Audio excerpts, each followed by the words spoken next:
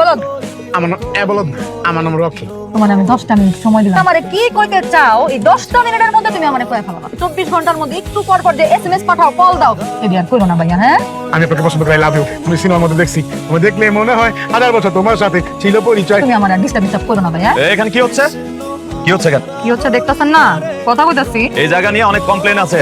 এখানে ইফটিজিং হয়, বিভিন্ন ধরনের অসামাজিক কার্যকলাপ চলে। আপনার নাম কি? আমার নাম কি? নাম তো ভুল লাগেছে। বলো কোন কার? উনি আপনার কি হয়? আমার ওয়াইফ। ওই বেটা, তোর কোন কালার বউ লাগে আমি? উল্টাপাল্টা কথা কস, সব ব্রাউনে তুমি কান কোন ফাটাই দিমু বলো। এই বেটা আমার কিছুই লাগে না ভাই। আপনাদেরকে থানায় যেতে হবে আমার সাথে। থানা যাবো মানে? চলেন চলেন, থানায় চলেন। আরে আরে চলেন।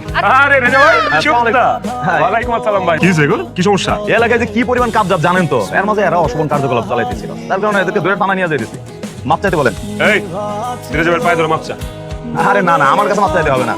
আপনি আপনার ভাইয়ের কাছে মাপ চান। ওর পা ধরুম আমি। হ্যাঁ, আমার দিন এমন খারাপ হইছে, মইরা যা মোর পাও ধরুম না।